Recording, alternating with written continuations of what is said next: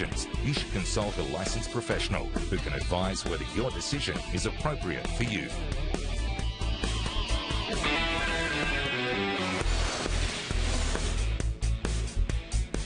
Good evening and welcome to Your Money, Your Call. I'm Mark McCarthy. Joining me on tonight's program is Nick Radge from the Chartist. Well, it's not a better day for investors today as it was yesterday, but over the last 3 or 4 weeks we've seen incredible volatility going both ways. How do you pick it from here? We just follow our momentum models, and at the moment, obviously, over the last month or so, momentum has been significantly down. We've been taking considerable defensive action, the exact opposite to, the value investors out there. We are about 80%, 85% cash at the moment. Volatility, I think, will remain. I think we will have a bounce. I think the Australian market can pop up to 4,900 again. But technically, the price action we've seen over the last month or so is quite bearish, at least in the near term. Longer term, we're super bullish. But usually these down waves come in sets of 2 or 3. We've only had 1. So I would expect after a bit of a bounce, we'll get an upside move. A bit of a bounce and then another downside move, maybe towards 4,400. So more volatility to come. Let's go to our first caller, and we've got Brett from Sydney. Brett, long time no talk. I know, I knew you were single, so I thought I'd make a phone call back to you, mate. What have you got? I've got Invacare, IVC. I was in it about 10.50. I'm in the stock. It's bouncing around like a yo-yo. Technically, is there more upside in it, or do you think it's sort of found a plateau because it's forecasted earnings for the future look a bit flat compared to previous years? Okay, I think there's quite a few stocks that are bouncing around at the moment. But let's go to Nick, Nick from the Chartist, I should say, to give us the technical view on Invacare. Yeah, well, Brett, I'm a little bit biased for Invacare. In my super fund, I've had one stock sitting there for 10 years, and it's Invacare from $2. So, mate, it's going to 20, right? Let's just talk it up right now.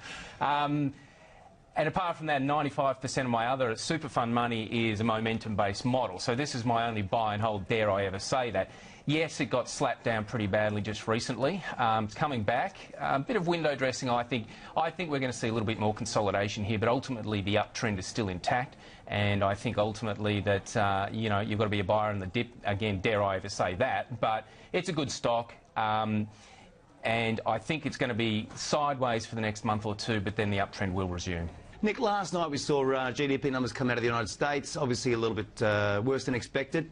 And, of course, we saw the stock market rally, simply because people now expect that the US Federal Reserve will keep pumping money into the system. Yep. Does that then imply that the current rally we've seen, not just in US stocks, but stocks around the world, is driven by this excess liquidity or this excess sort of surplus of funds, weight of money? Well, I think the tapering is just not going to be something that's turned off straight away. You know, they have clearly said a number of times they're going to take their time. And I think, as Bernanke has also said, that, they're going to let growth take over, the actual economic growth take over from their quantitative easing. So, look, I think there's a lot of things going on at the moment. I think there's a bit of end of financial year window dressing. The market got slapped down pretty hard. The US market is very, very different to the Australian market technically. It's a much more broader-based bull environment over there than what we've had. And price action over in the US over the last couple of months, or over the last month, is technically been quite strong, even though it's been weak. But technically it's been quite strong. I think it's, we probably, again, will consolidate there for another month and then start moving higher again. OK, let's go to our next caller. All right, so I've actually got 2 questions. First of all, the mining services company Ausdrill, it's had a bit of a rough ride. Where do you think it's going to bottom out? And also, where do you think gold's going to bottom out? Those 2 questions. Yeah, 2 very good questions, actually. Let's talk about Ausdrill first off. And looking at that chart, you can see on the screen that's not a pretty picture. Any thoughts on Ausdrill and where it might bottom out, Nick? No. No. No. I mean, we're starting to see some significant volume coming in here, Peter. What we generally like to see for a stock to turn around is a 3-stage turnaround. First is capitulation. Now, we might have justifiably had some capitulation earlier on in the year when the stock dropped from 3 down to, gosh, there you go, I'm going blind, down to about 150. But really what we want to see now is the volume dry up, sideways basing pattern, and then the price starts to move higher. So I don't think so yet. It's still got downside momentum. Volume is still pretty high, and so there's still a lot of supply pushing that stock down. So I don't think it's time yet to be buying this, looking to buy it. Okay, Nick, I know that technically there was a very important support level at 13.25, which is now, well, dust. We saw the gold price drop down as low as 12.22 last night. Has bounced back a little bit, but as Ilio described before, and is that a dead cat bounce? Well, I think it is a dead cat bounce for the moment. Technically, over a monthly chart, it's actually quite constructive if we look at it from a major perspective. But at this stage, there's no evidence that the decline's going to stop. And again, we need to see that evidence come in. We need to see the buyers step up to the plate. But at the moment, there's no buyers in there. You just got to wait for that basing pattern to happen, and it's not happening yet. Our next caller is Luke from Brisbane. Luke, are you there? Yes, good evening, Mike. Westpac's come off from up from $27. Is there more upside on the stock at this stage? So the current share price is actually around about $28 a share, not 32 as that chart is showing. Looks like it's found a bit of a bottom. As Luke's pointed out, it has had a significant pullback. It has had a good pullback. Again, it's the scope of that pullback that's important, the shape it takes. It's been quite an aggressive downward movement.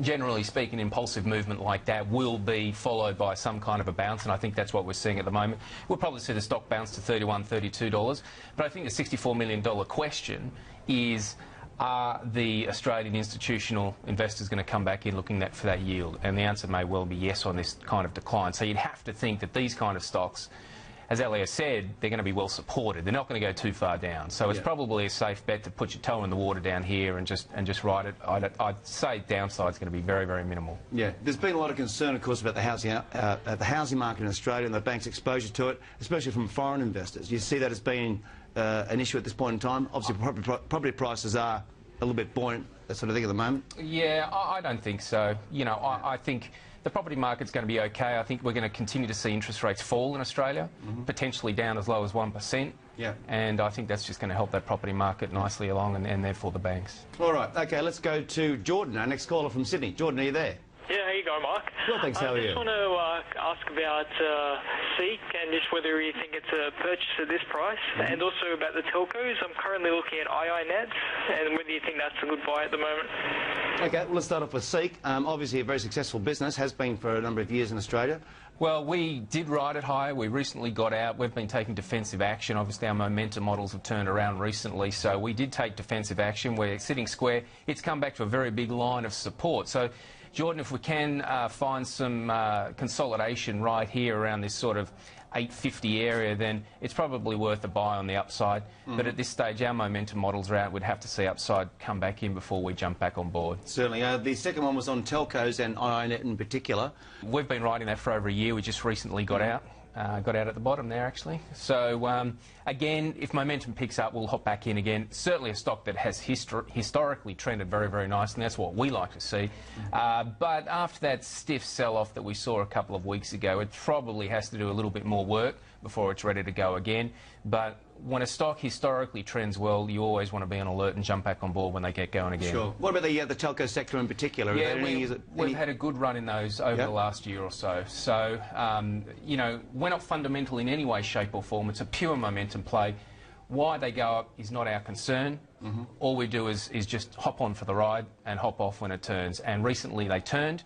I think we've still got Singtel in there, but we did have TPG, IINet, so a few of them, but Singtel's the only one we've got left at the moment. Our next caller is Suresh from New South Wales. Suresh, are you there? Yep. Hi, fire away. Thank you very much for taking my call. My question is on SLR, Silver Lake Resources. It has fallen below 60 cents, and considering the volatility in gold stock, is it a good time to buy the stock? Certainly a lot of volatility in gold stocks as well as the gold price. All right, Nick, that chart there shows obviously that the price of Silver Lake has come off quite dramatically over the last year or so. Must be very painful for investors without pointing out the obvious. Well, you know, again, if you want to buy the dip, then keep buying that dip. It'll eventually turn around. But how long? You know, it's a $4 stock that's down at sub 60 cents now. Our momentum models got us out at $3.16. We have no opinion. If it turns around, we'll hop on board again. But there's absolutely zero evidence that this is going to turn around now. And there's no reason why it can't keep going lower, and there's absolutely no reason to be touching it. Sure. Okay, Nick, another factor that's been pushing down the price of gold has been the rise in interest rates, well, in particular in government bonds, both in the United States and throughout the rest of the world. Do you see those yields backing up further? Yeah, I think so. I think so. And just back onto gold, I mean, the big trade for the retail punter over the last 18 months has been gold. The market's job, dare I say, is to take as much money from as many people as it can. So when the herd piles into gold, which is what's happened over the last 18 months, I haven't spoken to anyone who doesn't want to hold some kind of physical gold. It's a no-brainer. The market's going to go the other way. So when the last bull capitulates, that's when it's the time to buy, That's is right. it? When everyone's fed up and we start getting Had negative, enough? that's probably the time to buy. All right. Okay. Let's go to Richard from Sydney. Richard, are you there? Thanks, Mark. Look, the question's on BHP. Firstly, look, yesterday I saw Carsten Scott interviewing this academic type from Melbourne University claiming, you know, the CEO of BHP is earning 100 times the average wage, you know. I mean, I pointed out, I rang at lunch money and pointed out that, you know, I mean, the average wage of mine workers is around probably 250,000, which of course is why, you know, they're pulling back on all the mining stuff. And I mean, you know, that on my calculations is like 6 times the CEO's wages. Anyhow, but getting on to the question, I mean, where do the boys see BHP going? And Nick, did you get out of Woolworths at $31.50? Thanks, fellas. Okay, let's start with BHP first off. Unfortunately, the miners were probably the only sector that was down today on the local market. BHP and Rio both down, well, not too far, about 0.5%, I think, from memory, but certainly in contrast to the rest of the market, which shows some very good upside. Yeah. Okay, Nick, that chart we can see there looks like some of the terrain that BHP mines.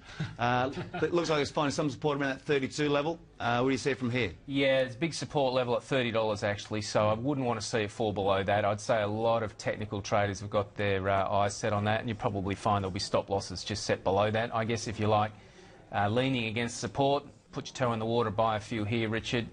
You know, potentially place a stop below that $30.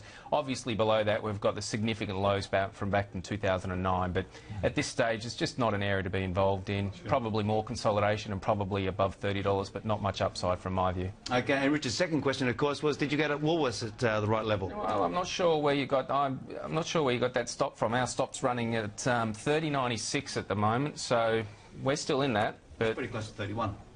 That's right. But we're still in it. It's all in the sense. Okay, it's all in the sense. That's right. It's the detail. Devil's in the detail. All right, let's go to Michael from Perth. Michael, are you there? Guys, how you doing? Well, mate, how are you? Very good. Now, I know you touched on the telcos, and dear old Telstra made me a lot of money about 6 months ago, and then took a real nosedive. But now, the last few days, it's coming up. Now, come on, guys, is it going to keep coming up?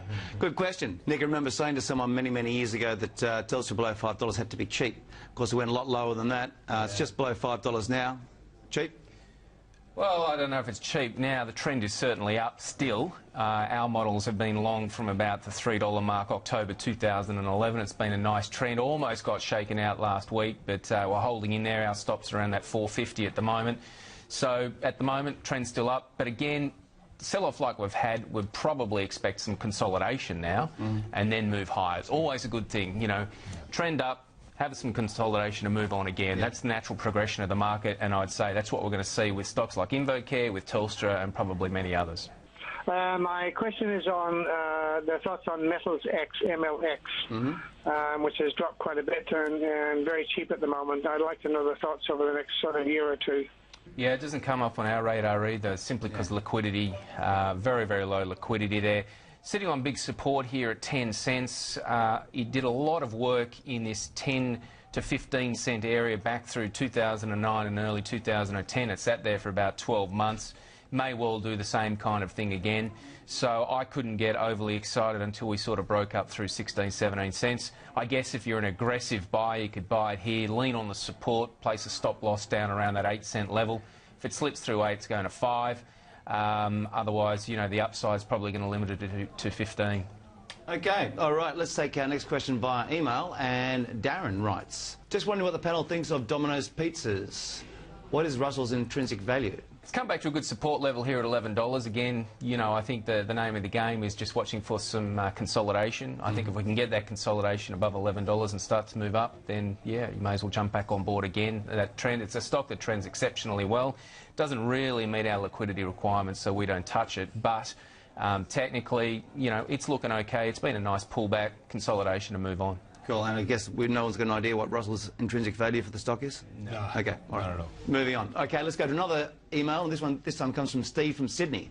And Steve asks, can I get the panel's thoughts on Challenger? Nick, your thoughts on Challenger? Doesn't do anything for us, too choppy, no real trends there at all. Our preferred stock that we've been riding is Magellan, and that's been a scorching trend.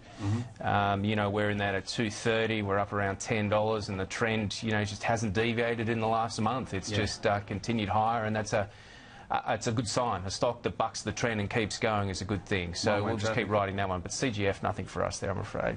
OK, let's go to Paul from Sydney. Paul, are you there? Hello, yes, please. Hi, far away. Hello, thank you. Thank you, Ben. I just want to ask a question about IOL, this iron ore limited. Iron ore, also very volatile, back down to 113 a tonne this morning. What's your thoughts on IOH? Yeah, I mean, it doesn't look good, Paul. I think you've answered your own question there. You're sitting on heavy losses. I think there's a message right there somehow. You know, you've got to get back to that sleep point, if you like. And at the moment, that stock is not looking healthy in any way, shape or form. It's certainly, you know, it's certainly not one that we would be holding simply because it's trending down and it is quite volatile. All right. OK, it's time for another quick break. Before that, though, it's time to crank up the stock watch. This time we've got Nick. And Nick, your time starts now. OK, I'm not going to actually look at a stock tonight. I want to look at the All Ordinaries itself, the index. We've had a stiff sell-off over the last couple of months. We've dropped from around that 5200, 5250 area right the way down to, you know, the 4600 level. The important thing is it's gone down very hard. That's an impulsive movement. These movement comes in 2s and 3s. We've had 1. I would suggest if we have a low volume bounce up to 4900 in the next couple of days, it's a selling opportunity for another leg down. 1.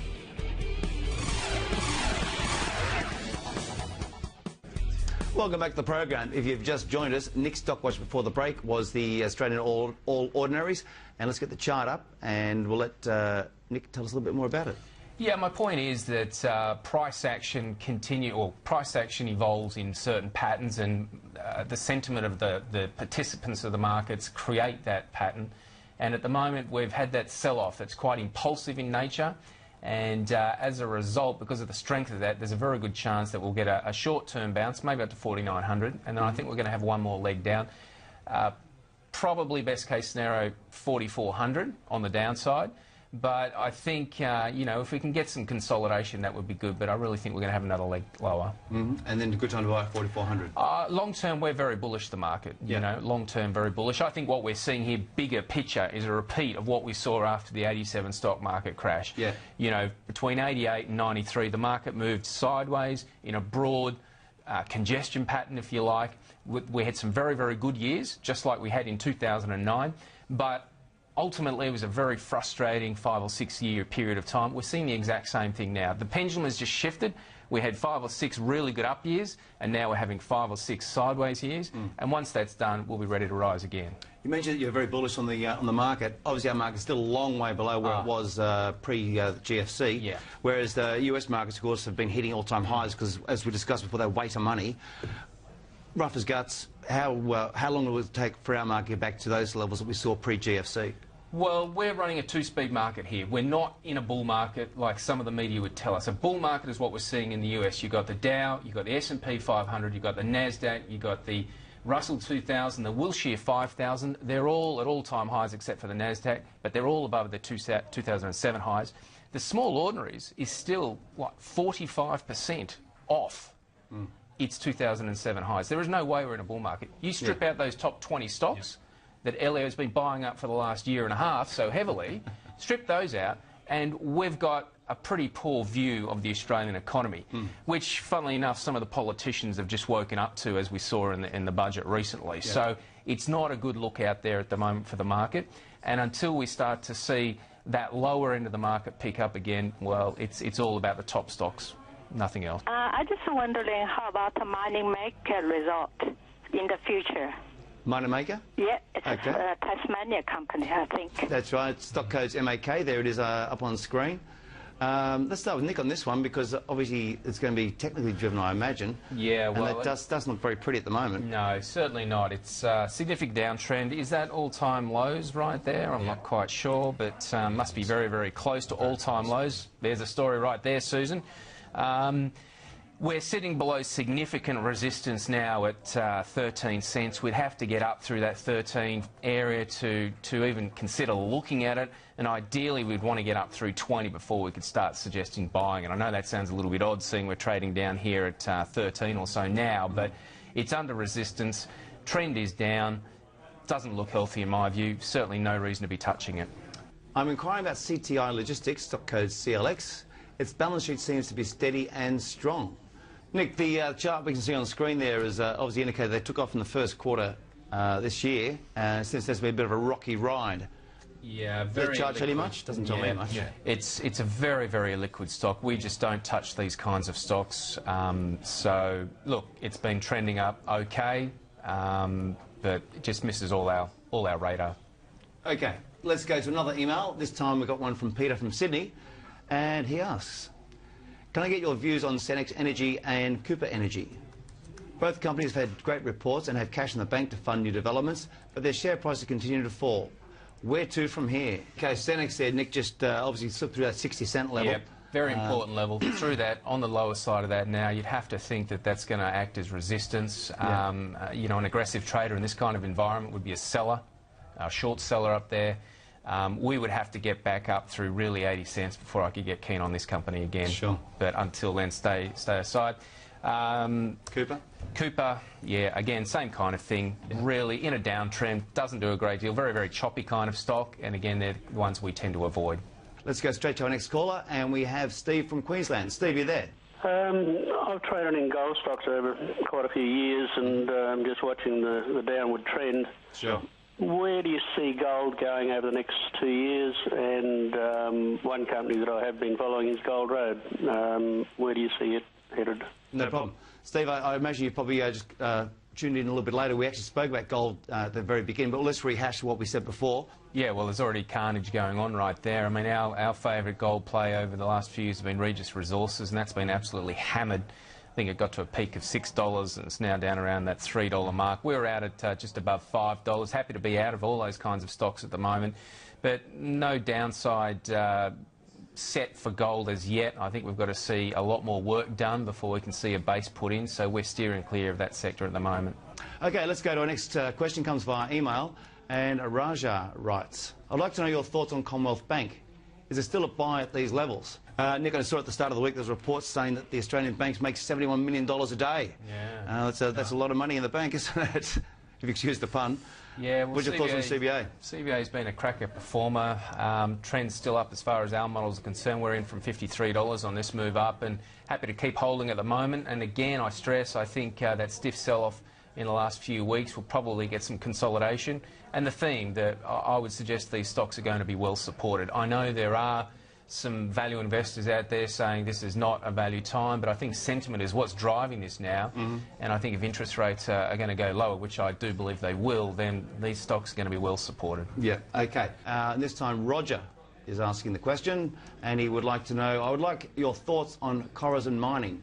If they find another Olympic dam, is the sky the limit on the stock? Well, I guess if anyone finds an Olympic dam, the sky could be the limit. Yeah, I mean, it's forming a bit of a base, but very, very illiquid. Chart is very volatile, isn't it? Very, very illiquid. So you've got support there at 2 cents, and one would assume that's going to be tested. If you're aggressive, you could lean on that, but don't expect too much out of it. Probably 4.5, 5 cents to the upside. I'd need to see it zip up through 6 cents to get a little bit of momentum behind it to get involved, but even so, no liquidity. It's one of these stocks that can rocket and then turn around the next day and come straight back again, so not really for us. Yeah. Nick, quick question for you just before we go. A lot of concern about the tapering. In your thoughts, are the US going to taper? Well, they will. Yeah.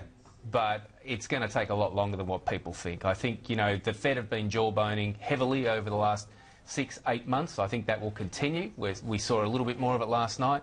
They're just going to let it settle it in, and the longer they do that, the easier it'll be. So I don't think the US traders are too fussed about it all. You know, there might be a little bit of panic selling here and there, but ultimately, you know, I think you've still got to be a buyer of the dip in the US. OK. Well, that's all we have time for today. Thank you so much to our guest, Nick Radge from the Chartist.